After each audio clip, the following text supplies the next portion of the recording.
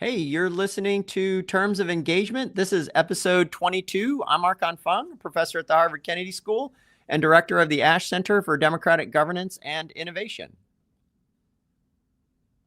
Uh-oh, I think Stevens might be having some technical difficulties.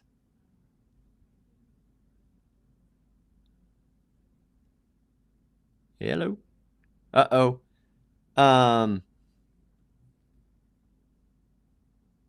All right. So, as always, we are speaking as individuals and not behalf of Harvard or the Kennedy School or the Ash Center. I think Stephen's going to try to rejoin in a moment. As always, I'm here now. Hey, Stephen. Oh, I can't hear you. Oh, sorry about that. Oh, that might be my problem. Uh-oh. We are just rocking and rolling Hold today. on, if the audience could bear with us for just a second. I'm going to pop off now. Stephen, why don't you keep going? Okay, sounds good. All right. Well, today we're going to be talking about MAGA, and we're going to be talking about the different factions within MAGA. And to do that, we are going to be bringing on a wonderful guest, professor and former professor, Dr. Laura Field. And she has recently written a book, and I'm going to pull it up here. Rocking and rolling. Her new book, The Furious Minds, The Making of the MAGA New Right, explores how a new generation of radical conservative intellectuals are shaping President Donald Trump's agenda and in the process threatening core principles of liberal democracy.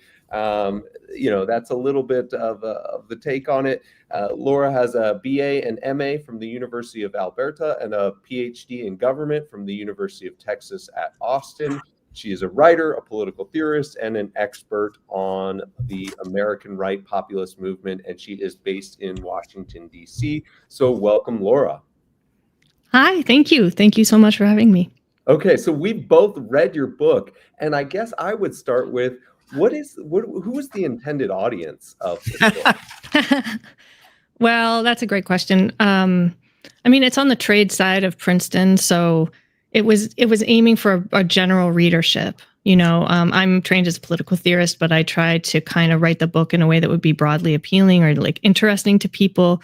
I was hoping, I thought academics would find it useful just because so much of what's happening now on the right has to do with higher education. And so I thought that would be good. And also sort of never Trumpers, but also maybe people a little further to the right who were maybe just sort of understanding for the first time what's going on now. And, these upsets at the Heritage Foundation or some of these cleavages we're seeing, I think that maybe some people are caught by surprise by that, who didn't take it seriously, didn't think that sort of MAGA had taken over the party in such a way. So the book is intended to help people like that. And just for general readers, and I was thinking part of it, it covers a lot of different camps and groups. And I know we'll get into that, but part of it's also about like the manosphere and the influencers on what I call the hard right. And so as a mother, I wanted to have a record of some of that. I think parents might find it useful who are trying to kind of grapple. I have two young boys. So that's another intended audience. Yeah, so I told you when we were chatting just previously that I'm an alumnus of American Enterprise Institute, which is mentioned in the book. I'm an Intercollegiate Scholars Institute honors fellow alumnus, University of Chicago. So I found it fascinating just from a pure biographical standpoint in that you tell the stories of a number of these influential writers, thinkers who have put together, I guess, the intellectual fabric of the new right, as we term it in many circumstances. But is the book meant to persuade anyone? And if so, I guess, on what points is the persuasive argument meant to be delivered? So I think I was trying to do a bunch of different things. I wanted to just have an explainer with the book, right? To kind of profile some of the important people involved, explain the ideas, chronicle the creation of the formation of this movement. And and then I also wanted to kind of convey why some of it's seductive. You sort of know some of these groups, right? And I sort of came up in conservative Straussian circles. So people who had followed the teachings of Leo Strauss and were sort of deep in the books and the weeds of the great books tradition, canonical political philosophy. And the book has a lot to do with Straussians. I want to say not all Straussians, because most Straussians I know didn't go in for MAGA, but the sort of leading group of that world did. The kind of Claremont Institute, the leading sort of political activists of the Straussian world, were some of the forerunners of the intellectual Trumpism. And so I wanted to convey how a person could get seduced by some of this stuff and to be sort of drawn into the conservative intellectual circles. And on that point, I was trying to be persuasive. I was trying to demonstrate that I'm very sympathetic to sort of just within the world of higher education, some of the vulnerabilities of liberal democracy that are wielded and exploited by the MAGA New Right. And so that's sort of where I was working on the persuasive level, trying to show sort of normie liberals why this is happening, some of the deeper undercurrents, some of the deep vulnerabilities of liberalism that have made this possible, and potentially, what to do about that, how to start thinking differently about that. So I think on that plane, I was trying to be persuasive. On the other hand, I was also trying to sort of send a warning shot. This stuff I think is far more radical than a lot of the average voters. Yeah. In the GOP included. I think that there are a lot of people out there who are independents or Republicans who don't, they're drawn to Trump for all kinds of reasons, many of which are historically contingent and have to do with problems in our country. And they don't necessarily understand how radical some of the thinkers are who are now driving a lot of what's happening on the right. Archon, how did it hit you as somebody less steeped, perhaps historically, in the movement in some of these outfits? Yeah, I thought that the book, first of all, I just thought it was terrific. And it had kind of two big messages that were, one was a little bit less surprising to me, but might be surprising to some normie liberals. One is that there are ideas at all, that it's not just politics that's driving it. I remember when I was reading your book, I was like reflecting on this conversation I had a couple of years ago with a prominent member of Congress, or used to be a member of Congress. And I was saying, I just don't understand after January 6th, like, what are these Republican leaders thinking with the fist pump? And like, do you think you're going to be in power forever and there's not going to be any comeback? And her response was, these people aren't political theorists. They're like politicians. But here you're saying, no, well, there is a whole set of political theories behind it. So that's one. And then I'm really excited for this conversation, and I hope a lot of people on the show and elsewhere will read the book, because I think the other part of the news is the radical nature of these ideas. I think a lot of normie liberals are thinking, oh, it's like Trump driven, or it's competition more or less within the rules of the liberal democratic game. And you do just a great job of saying, no, from all of these different schools, it's like rejecting a bunch of those fundamental rules. So, yeah. So can you dig in on both points 1 and 2 that Archon just made? First, I guess I would be curious to hear you say or respond to somebody who says, well, MAGA is whatever Trump says it is. And all of the people that you're writing about are just trying to do a clever dance to build up an intellectual infrastructure that has to be very flexible and very malleable to whatever President Trump does. And then, I'll turn to the second one. So can you respond to that? Yeah. I think it's hard to not be sympathetic to that. There's something going on with Trump that, like, that's partly true, right? I'm not saying Trump is being controlled by these dark actors, but it doesn't capture the story. And the way I think of it is that Trump is kind of given cover because of his anti-intellectualism, because of his just like charisma and verve or whatever it is. It tricks you into thinking that there aren't these ideologues operating behind the scenes. And I think that at the very beginning that was true, but very quickly, and I think this would happen in any political movement, very quickly, these intellectuals came in and they sort of started to fill that vacuum. And they weren't doing it based on nothing. They were also drawing on this recognition that Trump represented something sort of pure in the conservative mind that had been present on the fringes since the beginning and sort of constantly kind of ebbed and flowed. And what I'm talking about is basically populism and sort of the old right isolationism, Pat Buchanan, paleoconservative, all these different strains of sort of isolationism, small government radicalism, and a kind of nativism, right? That Trump just sort of intuitively was sort of channeling. And they saw that, and they had all these resources. They had been steeped I was surprised in writing the book. They had been steeped in the paleoconservative worldview, many of these guys. And so they saw that, and then they went with it. They got pretty serious about organizing. And then over the course of the last decade, they really have taken over crucial institutions in the GOP, right? The Heritage Foundation, ISI, these things you mentioned. They've shaped policy in the red states. During the Biden administration, there was all this kind of floating test balloons for policy, the anti-CRT craze, and Project 2025 are some important examples. And then two more things I'll mention just in terms of how this sort of works sociologically is that they got JD Vance, right, into the vice presidency. And he was with them from the start, all of these different factions. So he's definitely sort of he is more being puppeteered or something. And then one more thing. Okay, yeah. Is just the cultural impact of this movement, right? That especially with the young men and sort of the manosphere, that's all sort of being fomented by the new right. And it has to do with Trump. Trump's a useful vehicle for a lot of that, but the people I write about are pretty powerful there too. Yeah. So this is like on Stephen's thought, and this is a great discussion that we've been having already, is I think there's some maybe on the right and in the middle who think ideas don't matter. It's just politics. It's what Trump wants or what is going to win elections.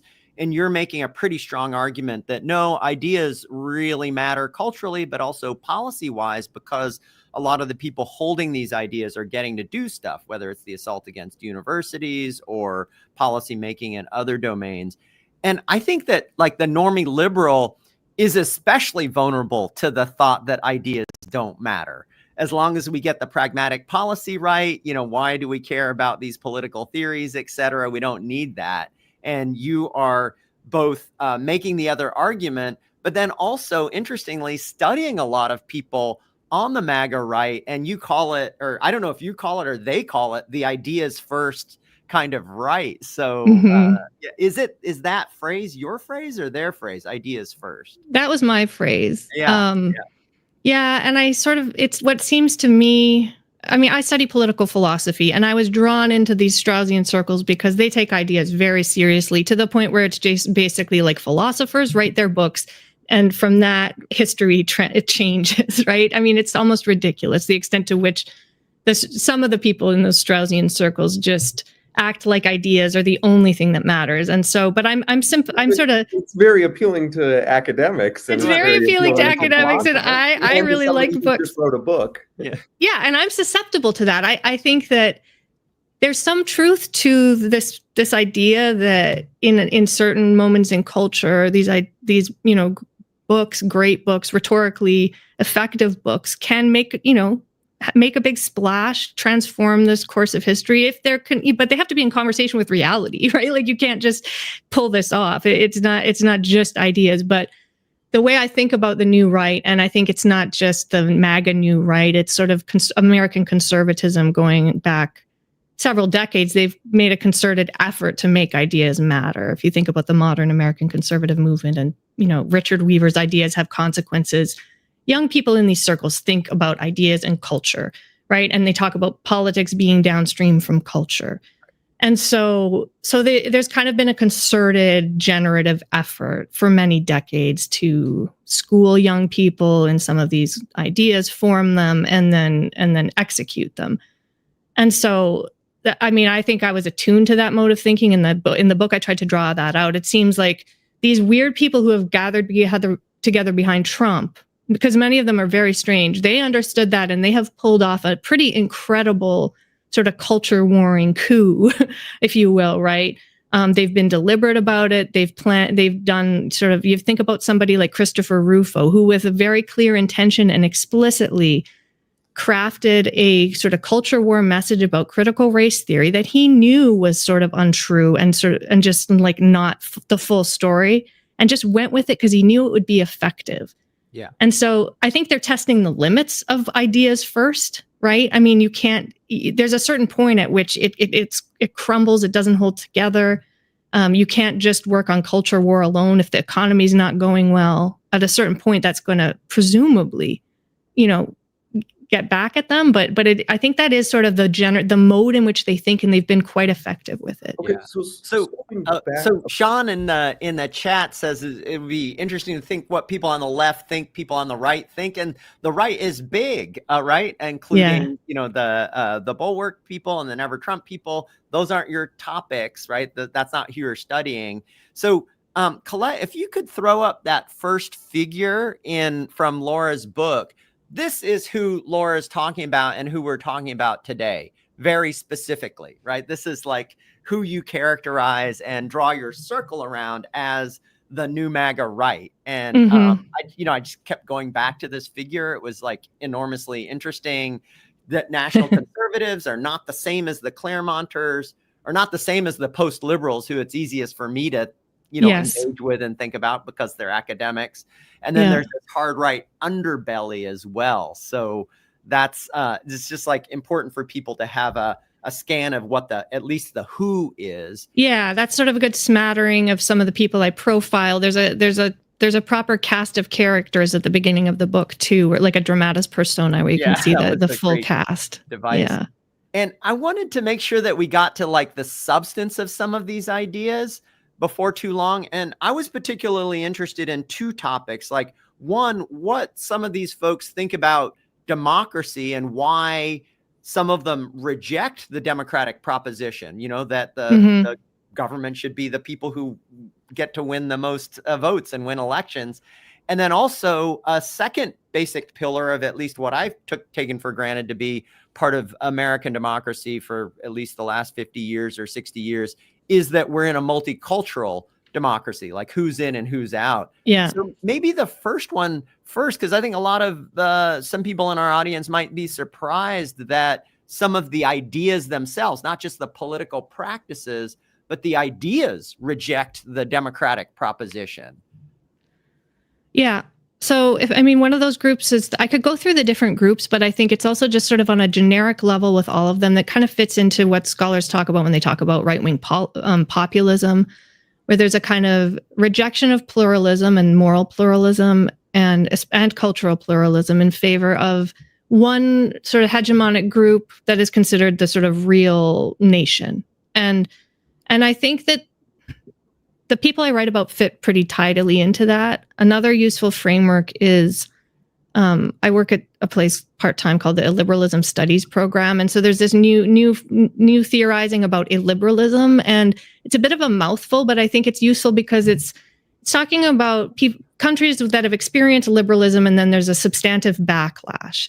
And the substance of that backlash, which I didn't incorporate this into the book, but I've been reading about it since. And it does feel like I'm sort of reading the theoretical sort of skeleton of what I discovered about the new right. And what it is there is it could be just because it's very useful political science, rejection of it's an embrace of majoritarianism and executive power over and against minority rights. And checks and balances. And I think that that's definitely what's happening on the international affairs. It's sort of an embrace of sovereignty and realism against any kind of internationalism.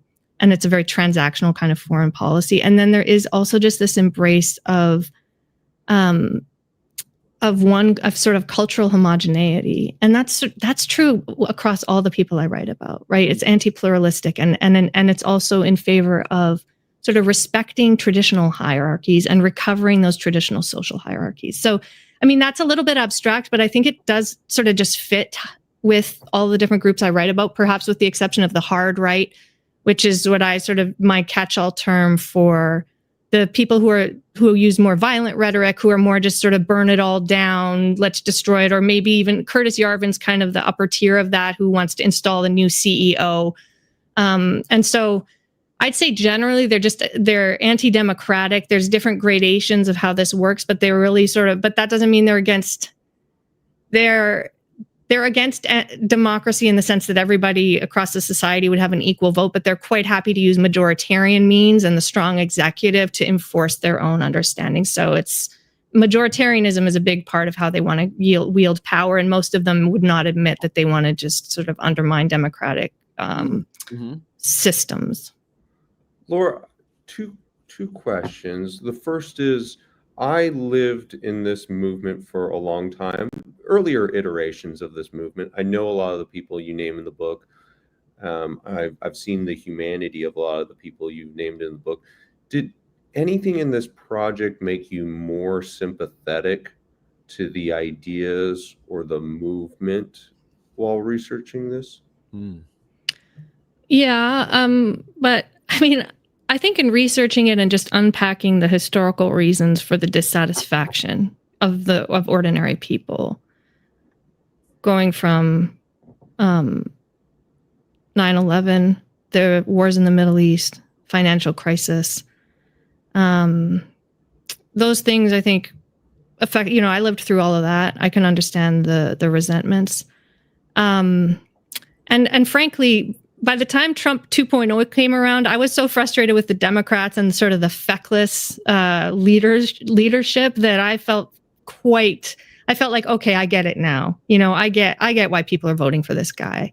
Some of the fury, you get some just of the fury and just the sort of contempt, right, for how just sort of politics as usual and how people and just the leadership in the Democratic Party, Joe Biden, I'll name, right? I mean, that was really frustrating to me. I was angry all of 2024, thinking, how is he in this race? How has he not had a proper Democratic primary, right? Do they believe in democracy? I mean, I was very frustrated. And so, and then just generally, I have sympathies with some of their I try to draw out the criticisms of higher education in my book. And to give it voice in a way that I hope is serious, but I think a lot of what's driving them on the right is racism and a kind of contempt for just ordinary scholarship. And so I don't have much patience for that, but I do have, my own education was so formed by these kind of great book studies, these deep investigations, and a lot of questioning about the meaning of life, right? And I don't think you get much of that in our institutions of, in our academy. I don't think that people have been very good at so when you talk about that, and so that I'm sympathetic to too, not how it's shaped by Christopher Rufo, but the fact that there was this sort of there is a kind of decaying, or there's something wrong with our institutions. You celebrate parts of a Robbie George or a Harvey Mansfield thinking about deeper questions. Is that fair? Yeah, sure. I was hoping you could take us now to the present moment, and maybe with that, all those factions that Archon had Colette put up, sort of say, why have there been schisms as of late? Why are we suddenly feeling more of a fracturing within, I'll call it the Trump coalition, whether it's on the Epstein files that we talked about last week, or whether it's the leadership of the Heritage Foundation or of the Intercollegiate Studies Institute? We're starting to see factions, and are they breaking along the lines that you've identified, or is it for some other reason and in some other along some other rift? So, yeah, right now it's all kind of coming to a head because of Nick Fuentes, if people aren't familiar, who was given this friendly interview by Tucker Carlson, but he's a raging anti-Semite and misogynist. And the leader of the Heritage Foundation basically after that made a weird video for Twitter and said, well, we still support Tucker. We don't have a problem with this. And then there was a huge amount of pressure that was put on Heritage, presumably by donors and staff. And he had to backtrack and apologize. And it was sort of this embarrassing thing. And that's still sort of reverberating across the right. And it's definitely something. I mean, my basic take on this is it's too little too late. Are you kidding me? But the reason I think it's happening now is that it's the Israel question, which for many, many decades now, the American right has been fully supportive of Israel. And the donors on the right have been supportive, and it's sort of been an orthodoxy on the American right with neoconservatives as well. And so, how do you explain then the Epstein? Well, the Epstein thing, I think, is just like people. I think ordinary people care about the Epstein, and they campaigned on releasing the Epstein files. So I think ordinary people care about that. It's a human thing to care about these pedophiles, these disgusting people who have a huge amount of power. And so the idea that now Trump's not willing to disclose him, I mean, everyone kind of knows he's kind of guilty, I would say. And so everyone's going to keep. So I think it's just a matter of people care about that because it's a natural thing to care about. So that's sort of not so mysterious to me. I think that the stuff with Fuentes and all of that, it's like there are these awful fissures. There are these sort of this really ugly, as I call it, the underbelly, where those fissures around Israel were visible, and around like Jewishness and all that. There's a ton of anti-Semitism there, but the leaders had been pretending that anti-Semitism was only a problem on the left. And now it's become very clear and just very explicit that that's not true. And they're having to kind of cope with that and confront that. I think it's frustrating for anybody who's been watching this because it's also full of misogyny, racism, and Islamophobia, right? The people are, and there's, until now, there's been very little concern about any of that in the movement. I mean, they've been kind of opening, there's no more gatekeeping as far as I can tell for the last few years. So, does that make sense? It does. So Joshua Haywood asks on this point, is the current rift that's happening in the MAGA New Right the beginning or of the end of this coalition, or simply a bump in the road? That is, is the anti-Semitism fissure going to get bigger? Is the gender fissure, which is I was kind of surprised to see over the last few weeks, will that get bigger, or is this just a bump in the road and they'll heal up and go strong in 28 and after? I mean, I think it's a very good question. I would say it's the beginning of a bigger problem for them. I think that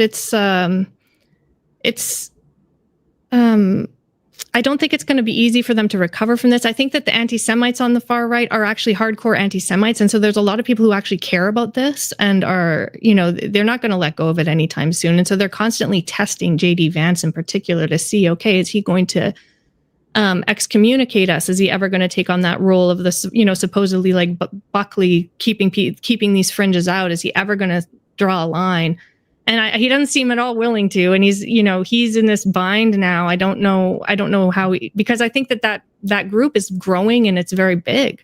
Tucker Carlson is still very big. And so I think it's very difficult. I don't see how those fissures are just going to be resolved, especially since there's so much blood in the water, right? With Trump and with these fissures sort of among the politicians. Yeah. So Sean in the chat says, sad thing for the right at this moment is that the extreme right is taken over the discussion. And because the problem is not that they're very vocal, but because they're the majority. And so in your book, you develop this idea of the cordon sanitaire, which is, an idea that's very big in Europe about maybe the center left should band with the center right to, draw a hard wall against the extreme right. But if Sean's right and the hard right that you write about is growing into the majority, there's no possibility of a cordon sanitaire, right? Yeah, I think it's hard to kind of gauge the size of this. I think that a lot of it's performative on the part of these characters. And so I'm not to say that he's totally wrong. But if you look at the midterm elections, it seems like the young men weren't voting for this as much as we would have thought. I think a lot of these coalitions are very fragile. And my general take is that the American public is not nearly as radicalized as these online figures and as the intellectuals I write about. So, I mean, that can change. I think things are very dynamic. Especially because it's so cultural, right? This is like happening very quickly, but I don't think that's quite right. I don't think that the hard right has taken over. I think that it's messy and vocal.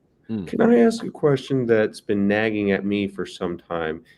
If you read your book, you have to be struck by the number of people who also had religious conversions, not just political conversions, but religious conversions, and almost all of them were to Catholicism. What do you think?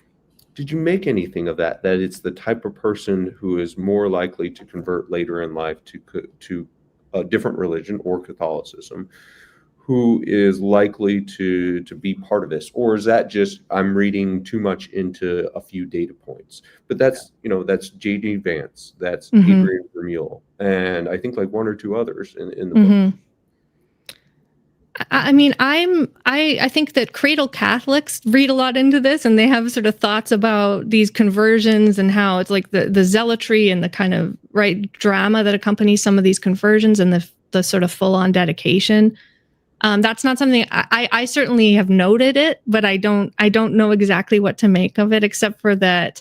I mean, I think it has to do with our cultural milieu and how wishy-washy we are as liberals about meaning and about the social conditions around us and cultivating community. And so I think a lot of it is exploiting those not failures of liberalism, but vulnerabilities. And so, but I don't have strong thoughts on the conversion. I think other people do, but I don't really feel comfortable because it's not my world. Yeah. Have any of these people reached out? No. So I tried to speak to a few of them. They're not excited. They don't want to talk to me. Yeah, I was struck by sort of you end the book by trying to get into NatCon 4, which is I guess annual-ish convention of the National Conservatives, which is one of the factions that was up on that chart. And for whatever reason, you're not allowed in.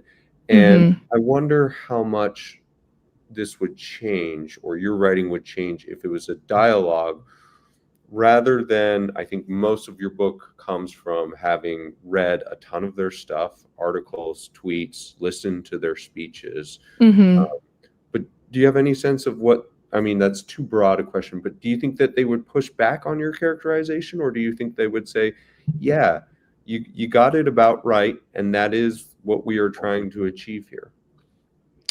Yeah, I don't know. I think I would hope that they would acknowledge that it was a good faith effort, that I was trying to convey truthfully, using tons of citations, what they've said publicly all over again and again. I think that what I also was doing with the book, though, was situating it contextually and drawing connections between these different groups. And sometimes shining a light on how their actions don't match their thinking, or how there's contradictions here, and how it doesn't, or how it's disconnected from the reality of American politics. And so, presumably, I don't know that they would like that. That some of the conclusions I draw or some of the critiques I gave, I didn't really. I sort of said it like I saw it. Right. I tried to be transparent about. I'm critical of a lot of this. I think it's dangerous. So. I think it's revealing that they don't respond to my emails or don't seem willing to speak to me. Right. But so that's not universal, and that just wasn't my method, right? I think. Right. So. Yeah. Do you have any insight, just following on Stephen's question? One of the whole points of our live stream here is to try to explore different ideas from wider on the political spectrum than you usually might encounter at Harvard Yard, for example. And so viewpoint diversity is a big kind of watchword and bumper slogan for universities now in the post-Rufo era, or in the mid-Rufo era, maybe. And so what do you think about the idea of trying to include more people directly from those four quadrants, from the, hard right to the national conservatives, et cetera, in direct dialogue? And I'm asking that question because, one answer might be obviously yes, and I'm drawn to that. But then I'm also a little bit worried that part of, especially for the influencer set, the point isn't discussion and it's owning, or, it's kind of coming from a relatively disingenuous place. And so I'm wondering what you think about the prospects of dialogue and public sphere deliberative interaction with the hard right folks that you've written about and read and studied. I mean, my general response to the ideological diversity stuff is yes, we need more of it. And it's I kind of conclude the book with a pitch for a humanities and liberal arts that's kind of woke and conservative that sort of forces people into these situations where they actually have to connect on these issues in an academic setting. Because one of the things that I think is frustrating, and one of the causal mechanisms that I think has contributed to this, is the isolation and insularity of conservatism. But there's plenty of insularity, right, in every corner of academia, and it's a real failure. That is a failure of liberalism and of sort of liberal democracy. So I'm all for that. I think it does get difficult when you start looking at the individuals and the hard right people. I mean, many of those people have just abandoned any pretense of caring about the broader culture or, about healthy deliberation. So yeah, I don't think Bronze Age pervert should be invited to Harvard. Costin, what's his name? Curtis Yarvin, fine. I mean, I think mostly those debates are useful, but it means a lot of people have to get more comfortable being more combative. I think generally I find people in higher ed pretty squirrely and cowardly. And that, I mean, I get it. I sort of, I sort of almost had to leave academia to write the book I wrote, just to kind of be direct and upfront about what I thought. And so it's very difficult. These things are not easy, but it is a failure. Yeah. So I will say, for the class I just ran, we actually read Bronze Age Pervert. Yeah. And as sort of a work of some influence within the New Right. We did not have him come in, not because of any decision or anyone saying no, but just that wasn't the nature of the class. Our administrators have allowed us to keep running past our normal time because a lot of people want to hear about the Supreme Court. The Supreme Court comes from an older conservatism, comes from, most of them came up in conservatism that was formed in the 60s, 70s, and 80s. Maybe they weren't as steeped in the sort of the writings of the people in your book, but they were part of a federalist society that has been at times at war with the New Right. And the president and many on the New Right, and Josh Hammer, you have him writing in this, and others saying the Federalist Society is somehow complicit in the degradation of society and conservatism has failed. So where does the United States Supreme Court in its current makeup, has the ideas of the New Right made their way in any fashion to the Supreme Court? And I guess you have a whole chapter on Vermeule's common good conservatism, right, which is a mode of legal interpretation. Has that been injected into the Supreme Court? Great question.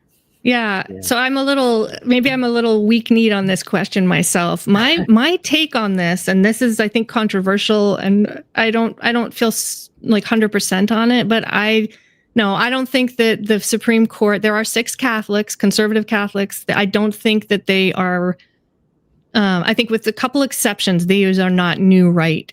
They haven't been influenced much by the New Right. And I think Amy Coney Barrett even wrote against Adrian Vermeule, or said something against him.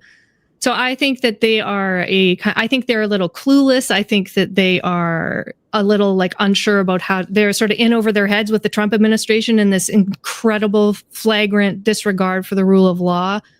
I think they're in a very difficult position. I think they want to avoid an embarrassing constitutional crisis that's just absolute, that could happen the moment they try to really put up a hard line. I think they're in that zone. So I think it's very difficult for them.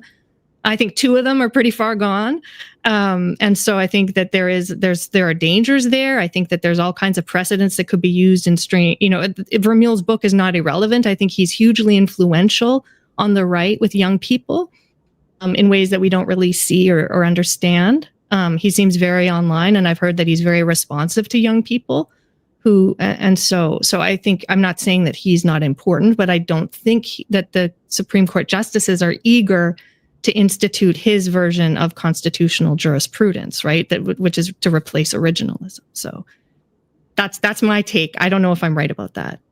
That's terrific. Well, time will tell. Maybe we'll know sooner rather than later. Yeah. Question. So we are running over. This is just a terrific conversation. A bunch of people in the chat said this is already their favorite episode. So thank you very much, Laura, for coming on. And folks can, as always, send suggestions to info@ash.harvard.edu. Stephen, any words for those? A reminder that the book is called Furious Minds by Laura Field. And even if you might disagree with some of Laura's takes on it or her analysis in certain parts, or certainly if you don't like some of the people that she's profiling, it is an excellent overview of a number of the figures who are thinking deeply about a new type of conservatism, a new type of ideas that is having purchase, at least within some quarters of the Trump movement. And so I think it should be a book that should be on your bookshelf if you're trying to understand the current moment, or if you're simply looking for a roadmap to reading more works by MAGA writers. Yeah, I've been recommending the book all over the place because it's by far the best roadmap of this intellectual terrain that I've encountered, and it's a hard intellectual terrain to understand and map. So it's a huge service that you've done for all of Well, us. So, I appreciate those kind words so much. Thank you very much. yeah. And then lastly, I will simply say thank you all for your patience at the outset. We had a few technical difficulties. We'll try and get those cleaned up in future episodes. And speaking of future episodes, we are going on our winter break as Harvard goes on its winter break. We will be thinking about how we can relaunch this in the new calendar year. So we'll be back on in about mid-January. And if you have any ideas, we always welcome those. The email was down there before. And thanks, as always, to the wonderful production team behind this. Any failings, and certainly the technological failings today, were on Archon and me and not them. Definitely. All right. So have a great holiday season. So my wish for the new year, Stephen, is that we'll be able to take democracy for granted, and that you and I can go back to arguing about the size of the state and how big or small the social welfare net would be, and how progressive the taxation rate will be. Absolutely. The taxes are too high. Minimum wage is an economically inefficient thing, et cetera, et cetera. The issues that really mattered. Right. I think we probably won't be able to get back to that right away. But I don't think it's in our future, but the good news about that is a place like the Ash Center here at the Kennedy School will continue to be very significant in some of these broader public conversations as a result of just democracy, qua democracy being a major issue. All right. Happy holidays, everyone, and see you next year. Bye. Bye. Bye-bye.